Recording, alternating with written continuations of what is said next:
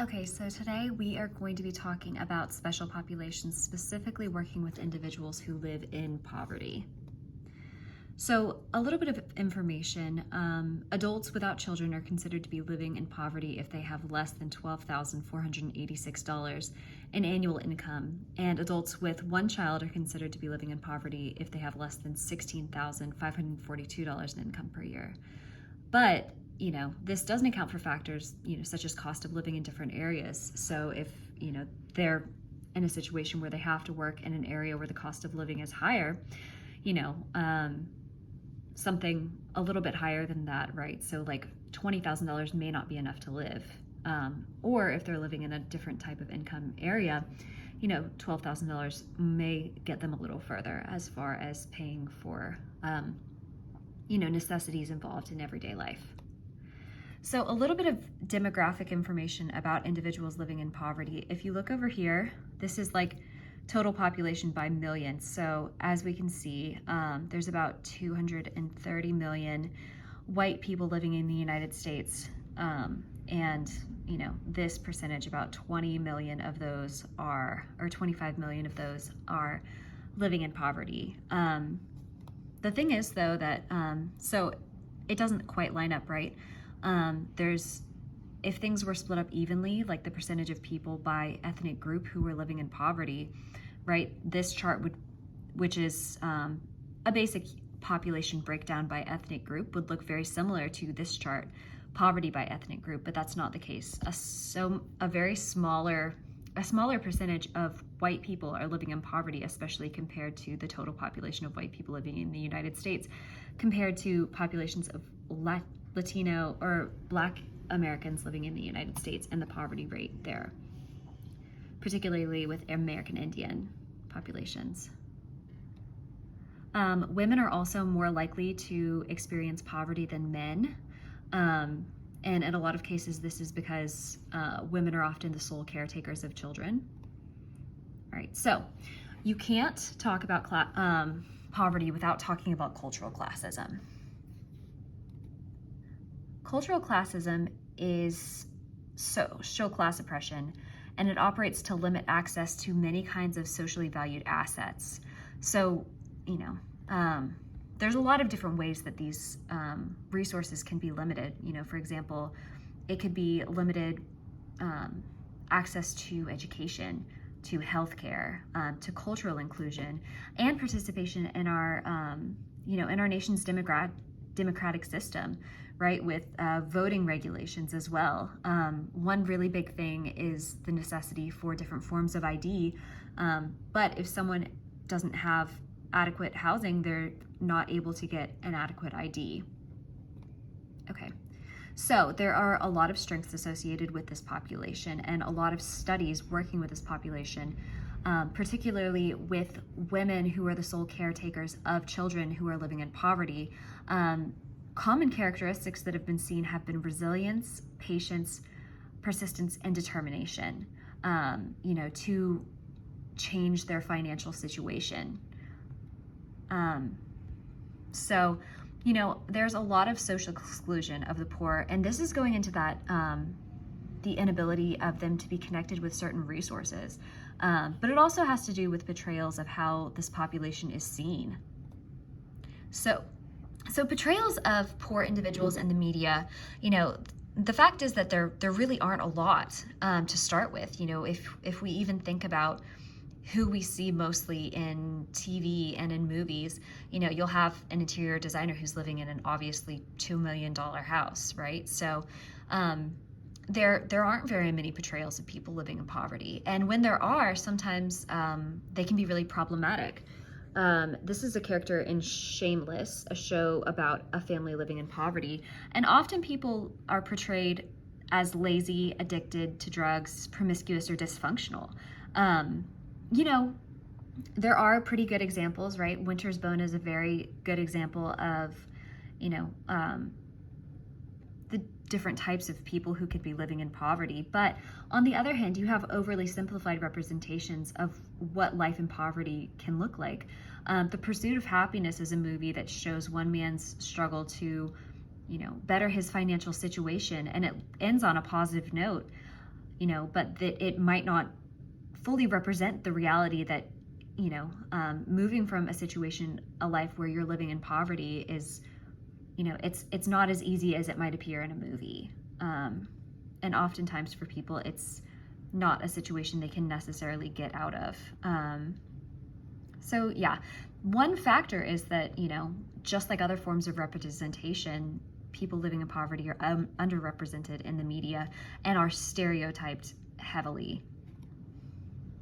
So in addition to this societal exclusion, there's also physical exclusions.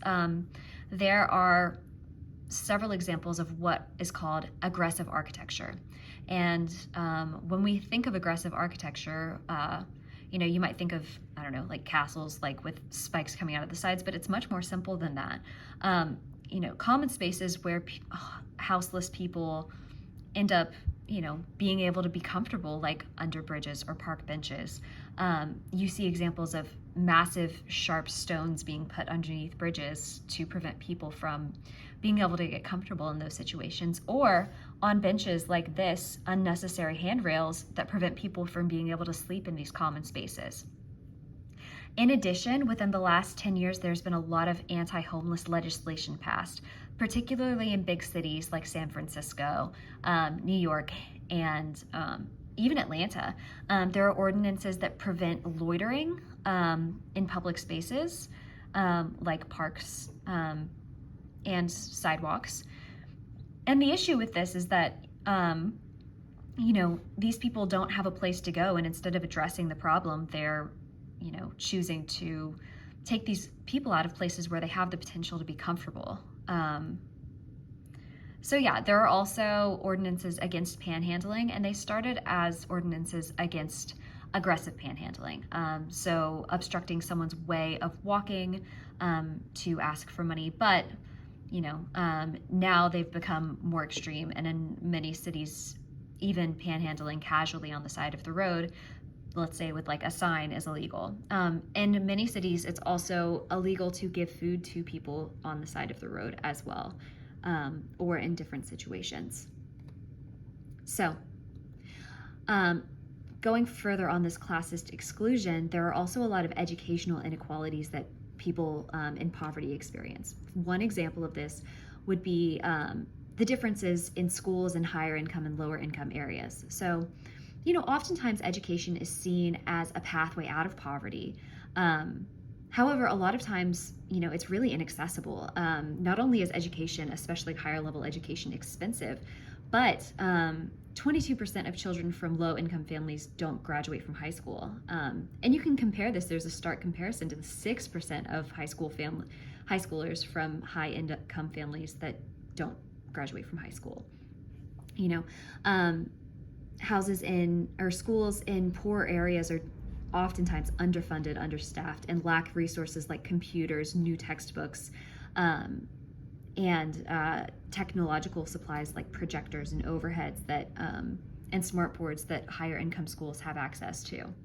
Additionally, there's a phenomenon called the summer melt, which basically 40% of students from from poor areas who say they're going to college end up not going to college their freshman year semester because of this lack of resources, and especially a lack of understanding of how to navigate the social strata to get into this higher education situation. For example,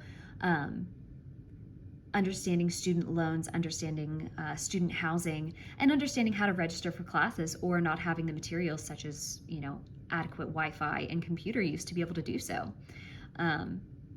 There's also a lot of legal classism that poor individuals face in the United States. And what this might look like, bail is a prime example of this. The fact that richer people are able to get out of jail before their trial and poorer people are not, which may mean that they lose access to, resources they had at home, and a source of income to be able to pay for legal fees. There's a stark difference between white-collar crime and street crime in the United States. And oftentimes people, we look at corporations who have